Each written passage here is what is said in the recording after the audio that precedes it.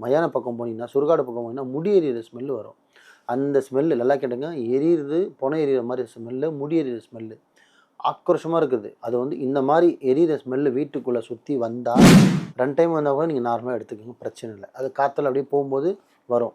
ஆனா, அடிக்கடிக்க உங்கள வருதுன்னா, அப்போ உங்க வீட்ட சுத்தி தயவு செஞ்சு சொல்றேன், குழந்தைங்கள வச்சிருப்பீங்க, பெரியவங்கள வச்சிருப்பீங்க. உடல் ரீதியா பிரச்சனை வந்ததுன்னா, மெடிக்கல் ரீதியா பிரச்சனை வந்ததுன்னா, குரோர் கணக்குல செலவு பண்ணி கூட நீங்க காப்பாத்திடலாம். கன்டினியூஸா அந்த மாரி உங்களுக்கு ஸ்மெல் வந்துட்டு இருக்கு. எரியிற ஸ்மெல் வந்தா, தயவு செஞ்சு முதல்ல போய் பாருங்க. ஏன்னா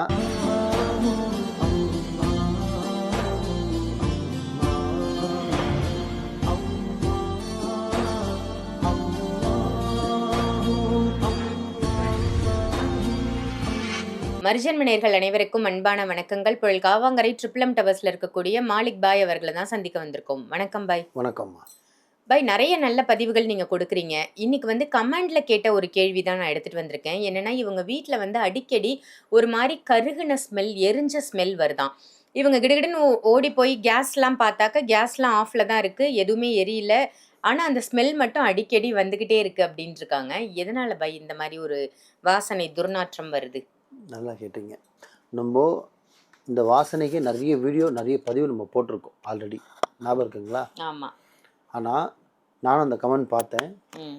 அவங்க நல்ல விஷயம் தான் கேட்டிருக்குது. அது அவங்க தெரிஞ்சுட்டாங்க பாருங்க, அதுவே பெரிய விஷயம்.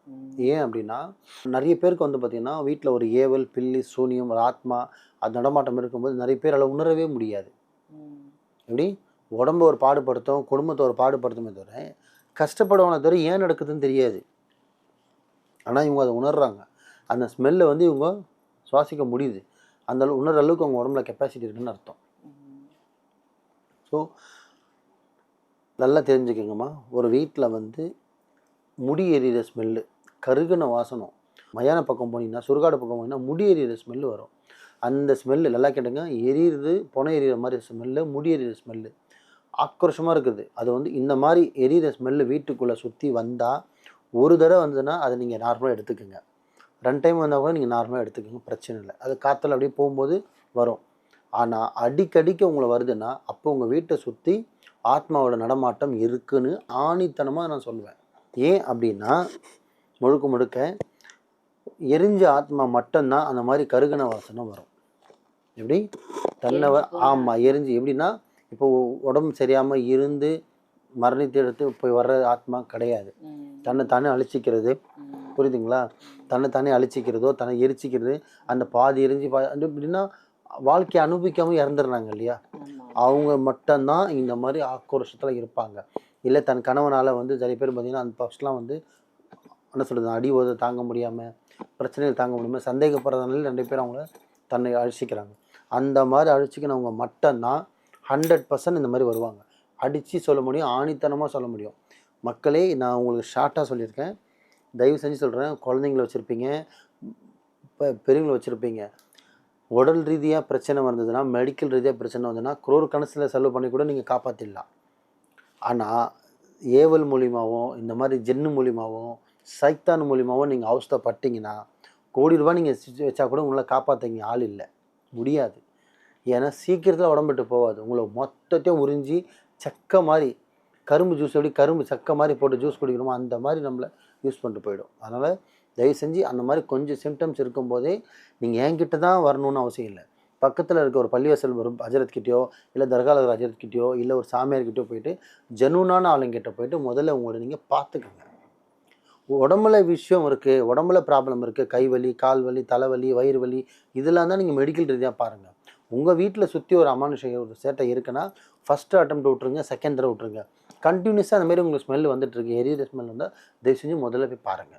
ஏன்னா, அப்படி இல்லையா ஃபர்ஸ்ட்டு மஞ்சள் தண்ணி எடுத்து தெளிங்க.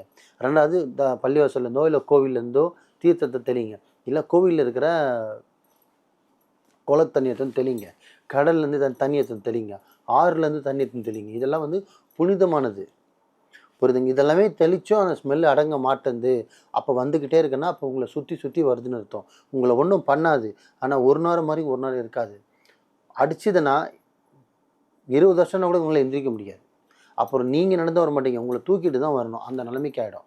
என்னடா இது பாய் வந்து பயம்படுத்துறான்னு நெனச்சுக்காதீங்க. இருக்கிற ஃபேக்ட் ரியாலிட்டி சொல்றேன். ஏன்னா அது சீன்ற விட அது ஒன்றும் பண்ணாது. நம்ம அதை சீண்ட ஆரம்பிச்சோன்னா நம்மளை தூங்க விடாது.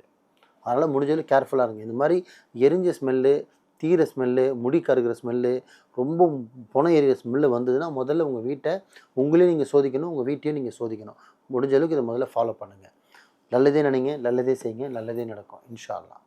ரொம்ப சிறப்பு பாய். ரொம்பவே அற்புதமான தகவல் கொடுத்துருக்கீங்க. ஏன்னா அந்த அம்மா ரொம்ப கேட்டிருந்தாங்க கமெண்ட்ல இந்த மாதிரி வருது அப்படின்னு சொல்லிட்டு.